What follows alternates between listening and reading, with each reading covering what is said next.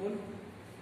बिस्मिल्लाहिर्रहमानिर्रहीम। अस्सलाम वालेकुम। मैं आपकी उर्दू की टीचर मिस सीमा हूँ, क्लास 4। आज मैं आपको दरख्तों की अहमियत के बारे में मज़मून लिखवा रही हूँ। देखिए बच्चों, दरख्त हमारे लिए बहुत अहमियत के हामिल हैं। देखिए बच्चों, दरख्त हमारे लिए बहुत अहमियत के हामिल हैं। दरख्तों से हमें बहुत से फ़ायदे भी हासिल होते हैं। दरख्त हमारे लिए ठंडी हवा का बायस बनते हैं, हमें ऑक्सीजन देते हैं जो कि इंसानी जिस्म के लिए बहुत ज़रूरी है। दरख्त बारिश बरसाने में भी बहुत अहम किरदार अदा करते हैं। सारी दुनिया में दरख्त ज़्यादा से ज़्यादा लगाए जाते हैं। उनमें बहुत से दरख्त ऐसे होते हैं जो हमें साया भी देते हैं और हमारे लिए फ़ायदेमंद भी हैं। जैसे नीम का दरख्त है, पीपल का दरख्त है, बरगद का दरख्त है। ये ऐसे दरख्त हैं जो बड़े पुराने दरख्त कहलाते हैं। इन दरख्तों की लकड़ी आमतौर पर इस्तेमाल होती है और इनसे बहुत सारी चीज़ें बनाई जाती हैं। देखिए बच्चों, मैंने आपको मज़मून दरख्तों की अहमियत के बारे में समझा दिया है। उम्मीद है कि इसकी अहमियत आपकी समझ में आ गई होगी।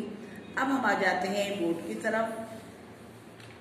ये आपका मज़मून है दरख्तों की अहमियत। इसके मैंने कुछ मुश्किल अल्फाज लिखे हैं। इसमें कुदरत के मायने अल्लाह ताला, फर्नीचर, लकड़ी का सामान, खुशगवार, बहुत अच्छा, सबब, वजह, सदका जारिया, हमेशा रहने वाला। अब हम आ जाते हैं अपने असाइनमेंट की तरफ। बच्चे, ये आपका असाइनमेंट है मज़मून दरख्तों की अहमियत। देखिए, दरख्त कुदरत की तरफ से दिया हुआ बेहतरीन तोहफा है। दरख्त लगाना एक अच्छा अमल है।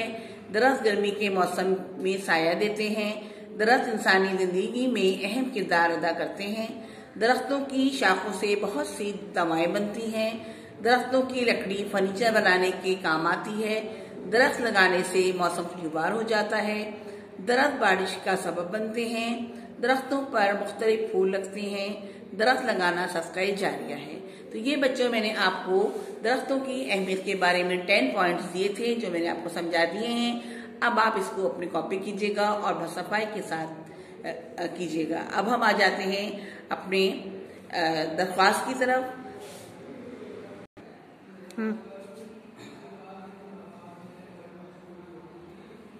अब हम आ जाते हैं बोर्ड की तरफ, जहां मैंने हेडमिस्ट्रेस के नाम 2 दिन की छुट्टी की दरख्वास्त दी के लिखा हुआ है। जैसा कि पहले आपको मैंने बताया था कि दरख्वास्त उस खत को कहते हैं जो किसी भी वजह के लिए हेडमिस्ट्रेस को या किसी भी इदारे को लिखी जाती है। अगर हम स्कूल के लिए लिख रहे हैं तो सबसे पहले हम हेडमिस्ट्रेस को खातिर किया जाता है। इसके बाद स्कूल का नाम लिखा जाता है। फिर स्कूल जिस इलाके में वाक़ है उसका नाम लिखा जाता है। इसके बाद तफसील मज़मून आ जाता है।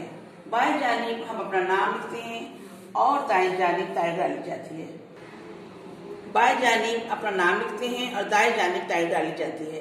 अब आ जाते हैं अपने असाइनमेंट की तरफ, ताकि मैं आपको पढ़कर बता दूं कि आपको समझ में आ जाए। देखिए, ये आपकी दरख्वास्त है। बखिदमत जनाब हेडमिस्ट्रेस साहिबा, इंडियन पब्लिक हाई स्कूल गुलशन इकबाल कराची। जनाब आली, मुदबाना गुजारिश है कि मुझे घर में ज़रूरी काम है जिसकी वजह से मैं 2 दिन स्कूल आने से कासिर हूँ। लिहाजा आप मुझे 2 दिन की छुट्टी इनायत फरमाएं। एंड नवाजिश होगी आपकी फरमाबरदार शागिर्द। उसमें हम अरीबे जी मिल सकते हैं, नाम मिल सकते हैं और नीचे हमारी जमात आ जाएगी जिस जमात में हम पढ़ रहे हैं।